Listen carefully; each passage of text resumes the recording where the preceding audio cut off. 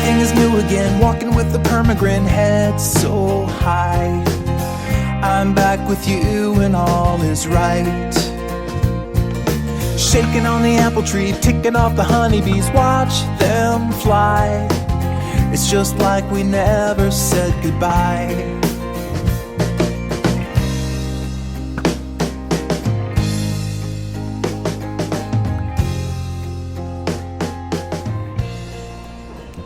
Aha! Got you now, creeper. Oh, where are you coming from, sir? Oh, hi. Hi. Well, hi, actually, to all of you people who are watching this. Welcome back to NeoCraft. I am, of course, the NihonTiger as always, and we are in the middle of a rainstorm shooting at things in the dark. Because there's a bunch of people on, so I can't go to bed. Eskimo's on. Sarbear, I think she is a friend of Joe, and Fuchs is on. And I'm also getting some bow practice because I can, so whatever, sue me. But we are here. We're back along the path that I was working on last week, and haven't really done much. I've widened the path a little bit because it was a little too narrow. I did some additional work here on the bridge. Oh, okay. He's gonna be angry. I can't really see it over here because it's in an awkward spot. Let's just go and take a look at it up close. So help me if I pick the spot that's always raining though. Fuchs is working on a new project near me, so it's also raining near him. But this is the bridge right now. It's I put some more fence posts and a few other things in. I'm not sure. I don't know. I'm not feeling it. I'm feeling like it. Oh, it stopped raining. Of course it stops. Oh, your wizardry. Yeah, I'm just not feeling this right now. I mean, like it's all right, but I want it to be. Oh. And now it's raining again. Great. This is wonderful. Fuchs, yeah, be better at that. But no. Make it stop. Make it stop. Please. Yay, it stopped. Okay. He's just having fun with the admin commands. But yeah, I'm just not feeling this right now. I don't know what it is. Something just does not feel complete about it. I mean, I like this part. I like this part. It's the part in the middle I don't quite like right now. And I don't know what it is. It's gnawing at me, but I have to figure it out, and I might figure it out while I'm on my summer break. But do I have? No, I don't. Okay. We can make some more then. But I was gonna go ahead and just put some more detail blocks down here underneath the kind of the edge here. Put some supports, and then we'll probably also put some fence posts along the edge here, just to give ourselves a barrier, a safety barrier, so we don't fall off and die. That would be pretty bad. 2, 3, 4. And of course, as always, we have a lovely topic of discussion. Well, not actually always. There were a couple times last week I didn't have one. Or in previous weeks, I should say, not just last week. But I do have one today, and it's timely, it's relevant. It's only relevant because it should have done this like 2 weeks ago, but let me just put that one there. I don't know how many fence posts this is going to take. I'll probably have to go make more. That's why I'm growing all those trees. So I thought while we were building this and working on stuff, and I'll be stopping every once in a while and describing what I'm doing, I thought we would talk a little bit about modding, the mod community, not just for Minecraft in general, and the dreaded topic that has come up recently because of a couple of decisions that were made. You were drowning, sir. Paid mods. Paying for mods that people make for games. So, it used to be an issue in the Minecraft community. It is not anymore because it was kind of single-handedly resolved. Well, I wouldn't say resolved, but taken care of by Mojang. When they basically said, no, you cannot make people pay for your mods, and that was in there. It was under EULA. But for other games, it's been an option. On Skyrim, of course, I'm sure some of you have heard. Skyrim recently had an experiment on Steam. Bethesda, I shouldn't say Skyrim. They're not a company. Bethesda is a company that, of course, makes the Elder Scrolls games, has the Elder Scrolls rights. But they and Valve recently teamed up to offer, or at least try to offer, paid mods on Steam. And you want to bet how that turned out? Well, let's just say right now you can't do paid mods on Steam for Skyrim because Valve's got so much blowback from that they pulled the plug on their experiment, and they basically said, "Well, we're not dealing with this. Good luck and good night." So that's kind of it. And it's been a source of contention online. It's been a source of much angst and debates among friends, both on NeoGAF and in other places. And I kind of had some thoughts on it, so I wanted to talk about those a little bit. But there's not much of an explanation of I don't need to do a whole lot of background stuff besides what I mentioned. But mods generally for any game tend to be but they tend to be kind of free and I think he's talking about my break coming up here, but so let's see, where are we? Oh yeah, mods tend to be paid. They tend to be they don't tend to be paid. They tend to be free. What am I talking about? They wanted to make them paid, but they tend to be free for the community. It's basically, hey, we're doing this of the goodness of our hearts, and because we really like this game and we want other people to enjoy what we've done. And the pay stuff doesn't really factor in too much to it. Usually they'll ask for donations, and that's generally been accepted as kind of the way it is. So this whole pay stuff has kind of come along and shaken up the communities for these games and made people think, okay, well, now they want money for these mods that were free? What is this? I don't understand. I am angry at you, mod developers. Why are you doing this to me? Why are you taking away my fun for my free fun and making me pay more for it? You are not a company. You are not making DLC. Why should I pay you? You'll rapscallions or something like that. But I think there's a pretty strong case actually for allowing people to sell mods in some cases. Obviously, there's a lot of things that go into it, and I should mention first and foremost. This is actually further down in my discussion, but I'll mention it. First and foremost, any decision on paying for, on mods and stuff and whether someone can sell them should be left up to the developer and or publisher of the game, because after all, this is a big one. After all, you're using their content regardless of if you're a mod user or a mod maker. You're not, you're not using, Unreal Engine just to specifically make a mod for a game, any game in general, versus say making one for, I don't know what runs on Unreal.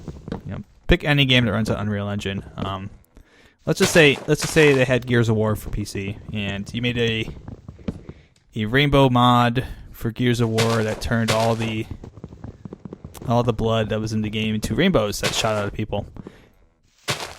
This is obviously a Penny Arcade joke or a reference, but let's say you did that mod. You're not making that mod so that it works with other games. You're making that mod usually specifically. You're not making the mod so it works with Fallout 3. You're not making the mod so it works with Skyrim. You're not making it so it works with Team Fortress 2. You're making it so it specifically works with Gears of War. So if, say, Epic Games was like, okay, we don't want you guys to sell mods to people. Everyone has to be able to enjoy them equally, which is actually the Mojang stance. You can't sell mods. can't accept donations, however. And you kind of have to abide by those rules, or you lose the mod right, the right to mod the game. You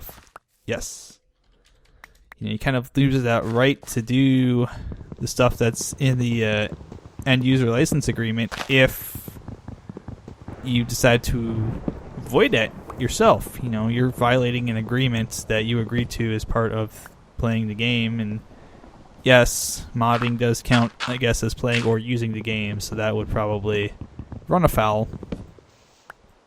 But yeah, if a company says, hey, we want to and we don't want you charging for mods, you kind of have to say, okay, well, I can't charge for mods then, huh?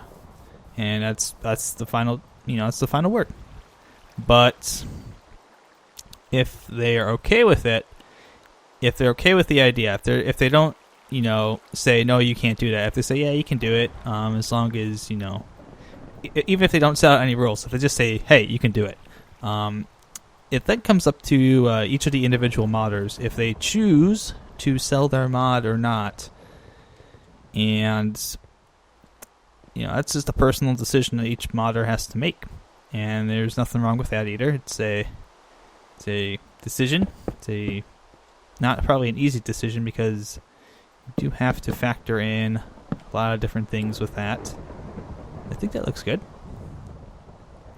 but I do want to make the case actually more or less for allowing this to happen rather than against it. Now, the reason for allowing people to there's saw lightning over there, huh? But the reason for allowing modders to actually sell mods is because of the fact that you're putting a lot of time into this, and it's not necessarily all coding. It's not just, modding isn't just, okay, I'm going to put all this code together and bippity boop. Oh, we got a mod. It's not like it's that easy. Otherwise, there'd be many people that can make mods because there are many people that can write code. But the actual modding process, you have to deal with debugging, bug fixes, stuff like that. You have to deal sometimes with making assets. A lot of times they will, a mod maker, especially in perhaps like Minecraft, will get an outside artist to help them. I know with the Equivalent Exchange 3, Pahimar has been having Big Bad Chris help him with some of the stuff, some of the assets for that mod. Other artists will seek out other like pixel artists, or it's not like a situation where every game has kind of these default default assets, and you just use the default assets. In fact, usually if you're modding a game, it's because there's something that's not in the game that you want, and that usually requires you to make assets that aren't actually in the game's library, and that takes a lot of effort. That takes a lot of time. It's not an easy thing to have to come up with an animation, come up with voice acting and skins and even 3D models for things that aren't in a Skyrim or a Fallout or something of that nature. That takes a lot of time, and it's something that a lot of these modders have to do because they can't make a living out of it, because they're doing it in their free time. They're doing it as a hobby, and they're either living off donations or they have a full-time job, and they can't really afford to actually put together 8-10 hours a day to work on a single mod or a mod pack or whatever. Because of that, it means that they can't make a living off of it. They can't do this full time, and they have to kind of squeeze in the amount of time that they can. It's really more a hobby, or at best a part-time job, than actually a full-time job. And I can tell you right now, if you're not, even if you're doing like Let's Plays like I am, if you're not making like a crazy amount of money, you're not, able to put a roof over your head. You're not able to feed yourself with usually the money that you make off YouTube, so it becomes more of a hobby. It's kind of similar in that vein.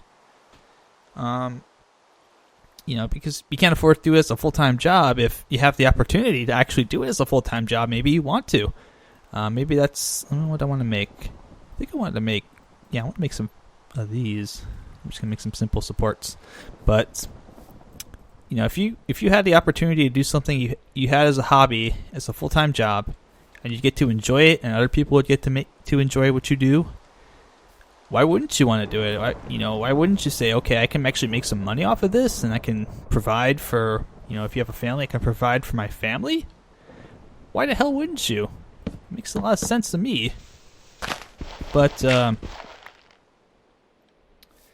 yeah, they do have donations, and, a lot of modders do accept donations, and that's great and all, but it's kind of one of the things that during this whole Skyrim thing, some of the modders were saying, oh yeah, I accept donations, but in the 3 years I've been doing this, I've gotten exactly $200 in donations, and $200 in donations from 20 people, so obviously about $10 a person. And some of these people had mods that had been downloaded 20,000, 30,000 times, so they're getting 1% of their user base to actually go ahead and give them money for their mods. That is very much not viable. If I had 1% of my viewership watching my videos, I would get no more than about 9 views on a video, and there's absolutely no way you can survive off. I could survive off that, and even some of the bigger YouTubers, they would have way more than that, but they wouldn't have thousands upon thousands. Even Etho, he would, let's talk about Etho. Let's say I like to use him as an example because he's a guy I've worked with in the past, but he's got let's say 1.5 million subscribers. What is 1% of that? That is 15,000 views on a video.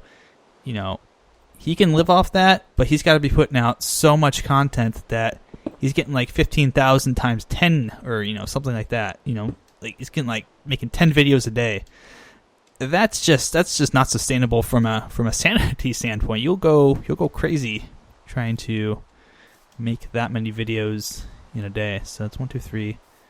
This is 1, 2, 3. So that means it goes right here. So 1, 2, 3, and this one goes there. Okay. I'm just trying to figure out where the supports need to go here. We're just going to do some simple supports.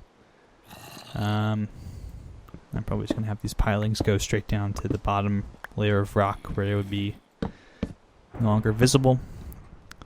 But yeah, I mean, or even someone like PewDiePie, if he has 10 million subscribers, that means he gets 100,000, okay, maybe he can do it on 1%, but he wouldn't be making, 100,000 views on a video. If he does 2 videos a day, it's 200,000 views a day. And that's probably a decent amount, but that's not enough for him to have kind of this empire that he might have. So, I mean, you have to have an extremely exorbitant amount of viewers to be able to do that 1% thing. And most of these mod makers are not able to do that. It's not like someone like Way of Time could live off of 1% of the people playing his mods. I am sorry, I forget which mod he does. I feel bad now, but oh, jeez, oh Pete, that was pretty close. So how am I gonna have this set up? I'm trying to figure this out too. But for someone like say Azanor, let's say Azanor, Thaumcraft. Let's say 1% of the people who have played Thaumcraft will donate to him. And they'll donate $5 a piece. And let's say he's got 100,000 people that play. Well, he's got $5 a piece times, $100. 1,000 people is $5,000. That's pretty nice. But are you going to be sure you have 100,000 active players? I don't think there's 100,000 active players who are actively playing Thaumcraft right now. It may be more like 20,000 or something, and then you go back to that. Okay, everybody gives $2 each, and then you got $200 for all your effort, and it's a decent amount of money, but it's not worth all the time and effort and probably sleepless nights that he has, kind of coding and recoding stuff, making sure Baubles works. It's just such a hard mess. And the other thing too, and I know a lot of people have been really concerned about exorbitant pricing, but the thing with if you have mods and they're on a marketplace is that it's one of those things that kind of the marketplace will determine what a proper price is. People just won't buy mods if they're overpriced. But that also kind of is actually a possible thing against it. You have a lot of people who are very young for example, like the Minecraft community. You have a lot of really young players. How many of them are going to be able to buy a mod? How many of them are actually going to be able to put down the money and spend, $4.99? Let's say it was $4.99 for NeoCraft and $2.99 for Twilight Forest, and you could buy like the FTB Infinity Pack for $40 or something as an added expansion. How many kids are actually going to do that? Or how many people are even going to do that? How many people are going to pirate that? That's the other thing I think would be a problem. I think piracy of mods would be rampant if everybody charged for a mod no matter what the game. I think you'd have a lot of torrenting. People would just find other ways to say, screw it, I'm not going to pay for this. And the biggest reason for that is versus say movies versus music versus things that other things that people would buy, even games themselves. If you make something easy and accessible, generally, if you put a price on it, people will buy it. iTunes, Spotify, Steam itself, perfect example of that. This is kind of weird. No, I'm gonna keep that. But that's a perfect example of it. Steam itself is actually a service that has kind of helped ramp down piracy a little bit, and part of that is because obviously you have the Steam sales. Games go on sale really cheap. People are able to kind of go and play games very quickly. It makes it a little easier for a lot of people, and they're willing to put up with some of the DRM issues for the ease of convenience that you get, and plus the sales. The sales really help out too. But the problem with mods, and the biggest problem, I think this is a blowback from the community, which, by the way, if I didn't make it clear already, I think that the blowback from the community is absolutely stupid. There are times where you'll want to go ahead and be angry about something. If someone's charging an exorbitant amount for a mod, go ahead and rage about it. But don't just rage in general because people are trying to sell a mod here or sell a mod there. I gotta put one more down there, and yeah, I think just one more down there. I think we're good. But don't just rage about the idea of people selling mods. If it becomes kind of out of control, I'm sure if it becomes out of control, it'll be kind of adjusted a little bit. But yeah, it's a thing that people are used to getting mods for free. Really, that's the way it's always been. And anytime that something, you're asking people to pay for something that was normally free, whether it's something on an airline, whether it's something, at a restaurant, if they start charging 50 cents for water at McDonald's where it used to be able to, to get a free water, people are going to be upset because, whether or not they're doing it for the right reasons, it's going to be seen as corporate greed. It's going to be seen as people trying to take advantage of something, and people are going to be, how we get on the internet nowadays, with everyone's got to have their righteous indignation over every little thing, even if it's something stupid, like Kim Kardashian wore purple pants to the Grammys or something. How dare she wear those pants? That is so inappropriate, or something stupid like that. But it's hard. You have to kind of change the way that people think about this stuff and actually make them see if there's value in it first off, and find a way to price it so that your modders can not only earn a decent living, but everybody's happy.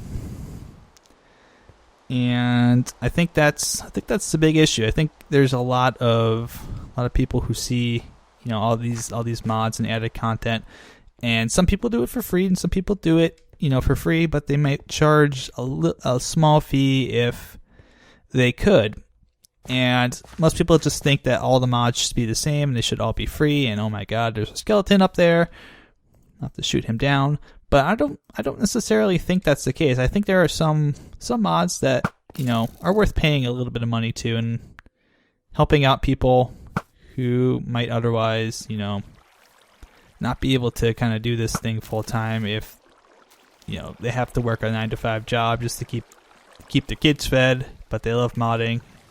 It's kind of the same thing as any of these jobs: streaming, let's playing, even making a game itself. You put your investment into someone's game. Maybe so and so has taken 5 years to come out with a game because they can't do this full time, and no one wants to invest. They think their game should be free. That's the kind of deal that even developers have to deal with sometimes. But for me, I think that's really kind of the only against is the possibility of it being circumvented in piracy and getting out of control. But I feel like too, with the way the internet is, we probably would kind of also be willing to go after people who are doing bad things, who are possibly even doing things like taking other mods, bundling them together, and trying to resell them. Which, there are people who are that unscrupulous and that kind of rude. So let me pick up this crafting bench too. I think we're mostly done here. I might want to put in some lighting down there. I don't know. I didn't want this to be too fancy, but getting a weird bit of lag there. So really, there's really not much of a strong argument for against. There's a much bigger case for it, and I would support it. But I also say, especially with the Steam thing, because Steam and Bethesda were taking 75% of what the sale price was. That's a little bit much. I mean, obviously they deserve some of the cut. Using Bethesda's product, Valve is hosting the service and they're hosting the shop as well. So both of them deserve a cut. But 3/4 of it, I think that's a bit much. I would honestly say Bethesda probably deserves the biggest cut. The modder the second biggest cut, and then the host would probably want to get the third biggest cut out of the deal. So it would be all right. I think like a 40-40-20 split where Bethesda would take like 40%, or where they would have taken 40%. Yeah, I think that looks nice. Maybe I can make these stairs. That might look cool. But if they had taken 40%, given the modders 40, maybe even 45%, maybe even if they're really nice, 50%. And then Valve takes whatever's left over for hosting costs, for as like a bonus transaction or a transaction cost, just kind of those kind of those kind of costs. I think it would have been a lot better, but instead they wanted to take this might have more been Valve than Bethesda. They wanted to take 3/4 of it and leave the modder with 25%. That's kind of a bad deal, and I'm against giving modders a bad deal just in that case. I think this is starting to look a little bit better. Maybe we could put like a structure up there to kind of help out a little bit. I think I might make it look a little nicer. Maybe put a wall up there or something. I kind of originally envisioned this tunneling through, but I decided later I didn't want to do that. So I think this will work. But yeah, it'll all sort itself out. And I don't know, obviously, if we'll ever see something again that's attempted like this. I would think it'd be nice. It'd be nicer than just having to have your modders scrounge by on Patreon and donations, and please donate money, because I want you to donate some money to me so I can have food and maybe work on this a little bit longer in between freelance jobs or something. I don't know. Let's see how this looks from over here. Okay, this got to get fixed up over here. Maybe I can plug this up, make it look a little bit nicer. Yeah, that's looking better. But yeah, I would hope there's a point that we can come to where we can support modders as well as support the developers. As long as everybody's playing fair and playing nice, and nobody's kind of trying to, I guess, what would be the way I would describe it? Trying to screw over one person or screw over another person. Just everybody's playing fair and kind, and who knows? Maybe one day that modder who's able to make a little bit of money off of Skyrim mod, I was able to go on to bigger and better things. But that will actually be all for today's episode. I have talked long enough. I have finished my project. I have 2 more things to do, two more episodes to go before the season's over. It's almost here, man. It's really caught up on me. I'm way behind in my projects, but thank you guys for watching. I'm really liking how this turned out now, and I do like this. I might have an idea for how to fix that. I don't know. If you guys have any ideas, let me know in the comments. But until next time, guys, good luck, good mining, have fun, and I will see you back here on the NeoCraft server pretty soon.